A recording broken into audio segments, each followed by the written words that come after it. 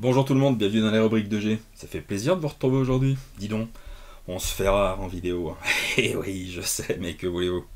J'aime particulièrement faire des lives, pouvoir tisser ce petit lien avec le public, avoir des interactions, des échanges en direct. Mais là, pour le coup, j'avais envie de vous faire une vidéo autour du film Captain America Brave and New World, tout simplement parce que, évidemment, Panini Comics, autour de ce film, a sorti pas mal de comics, et il y a eu aussi des sorties avant, il y a des sorties qui vont avoir lieu la semaine prochaine, et j'avais envie de vous faire un petit tour d'horizon à la fois de mes lectures, et à la fois de mes attentes, et peut-être, je crois, de temps en temps, que ça peut titiller votre curiosité, et peu importe votre profil de lecteur, que vous ayez 20 ans, 30 ans, 40 ans, 50 ans, et il y a tout un tas de trucs qui pourront correspondre, j'en suis certain, à vos attentes, à vos goûts.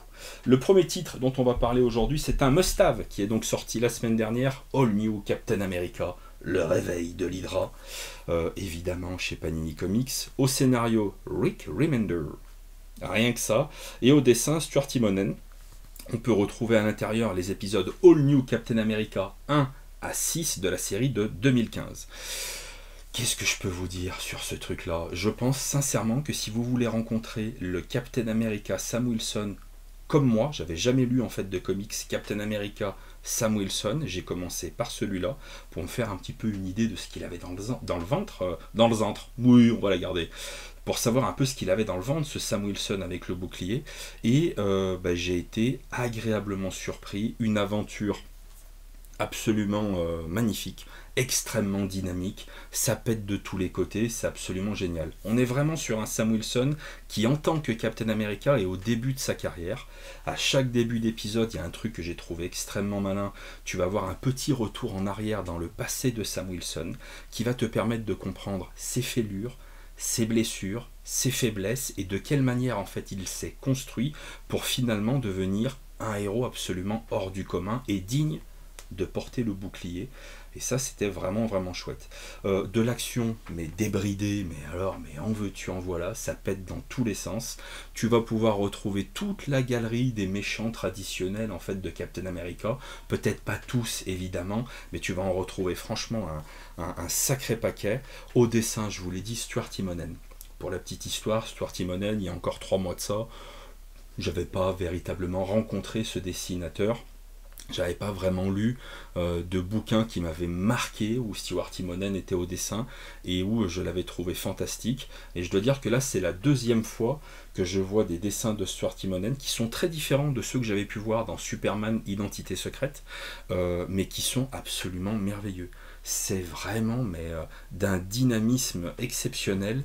Il y a un enchaînement dans les cases pour faire naître l'action, le mouvement, l'impact des coups qui est vraiment vraiment top. C'est un gros banger. Je l'ai trouvé absolument génial. Un seul petit défaut, si je peux me permettre, 152 pages, 20,99 €.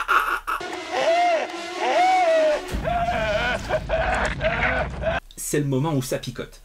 Moi je reste, comme j'ai pu le dire par le passé, dans des lives, dans des vidéos, pour moi tu vois on est un peu toujours sur ce même modèle de 100%, couverture en dur, pas forcément énormément de pagination à l'intérieur, et un prix qui est quand même vraiment rédhibitoire. C'est à mon sens un peu trop cher pour une première découverte autour d'un personnage, très sincèrement. C'est typiquement le genre de collection où je comprends l'intérêt de l'avoir en dur, ça vous permet d'avoir une jolie bibliothèque avec tout un tas de récits essentiels, mais moi je préférais nettement le payer bien moins cher, avec une couverture souple, et j'en aurais été absolument ravi.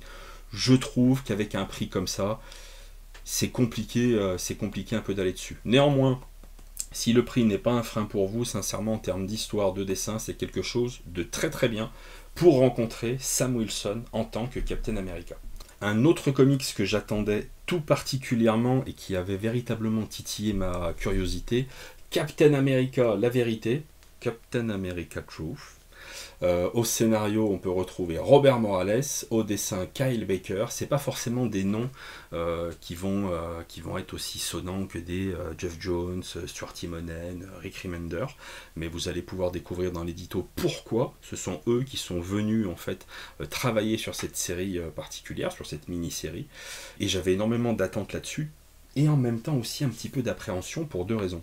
Les appréhensions, c'était un petit peu les pages qui avaient été dévoilées, où tu voyais des dessins qui étaient assez éloignés des standards, des canons en fait des comics et des choses vers lesquelles je me tourne beaucoup plus facilement, et en même temps, il y avait cette histoire qui me tentait beaucoup, qui me titillait, tout simplement parce que moi j'aime tout particulièrement les comics où on peut retrouver un fond politique derrière, et où on va pouvoir aussi retrouver des comics, des histoires qui vont faire résonner notre histoire à nous, des événements passés, etc.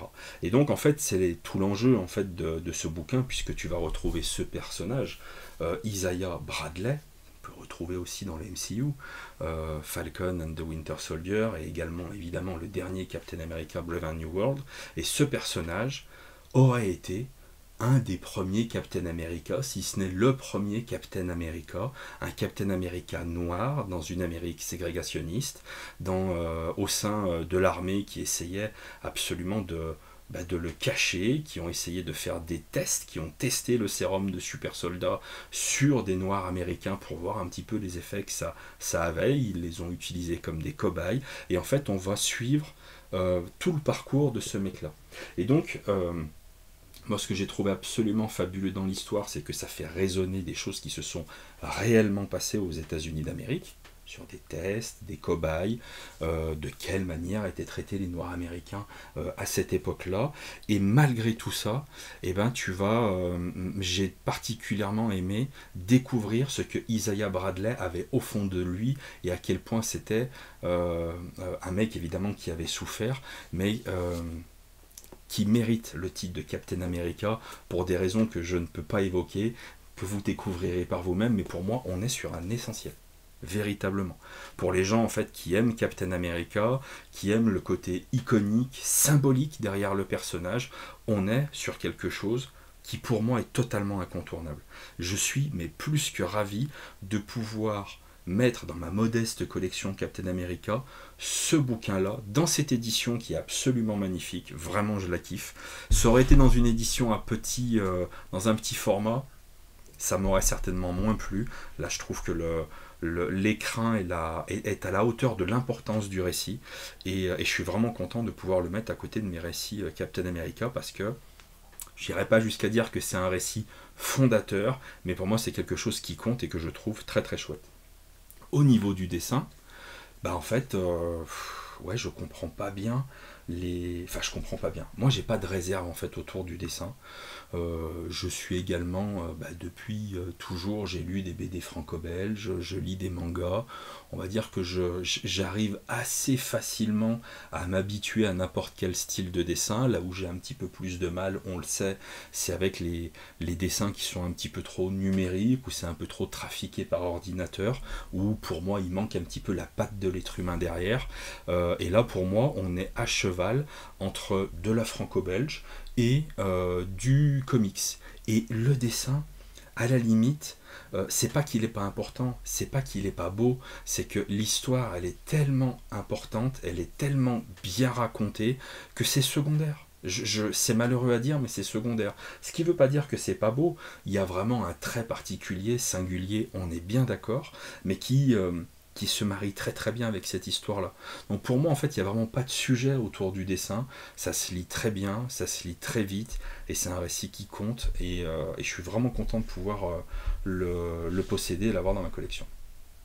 Un petit quelque chose, je ne vais pas m'étendre là-dessus, mais pour les plus anciens des lecteurs, les quarantenaires pimpants, les quadras pimpants comme moi, j'ai fait une vidéo où je parlais de cette intégrale Captain America 1980-1981. Elle est pour moi extrêmement importante parce qu'à l'intérieur, vous pouvez retrouver l'ensemble des épisodes scénarisés par Roger Stern et dessinés par John Byrne. Et là encore une fois, je trouve que je peux pas dire que c'est une porte d'entrée absolument idéale, mais on est dans cette décennie des années 80, on est avec John Byrne, on est avec Roger Stern, un scénariste véritablement de grand talent.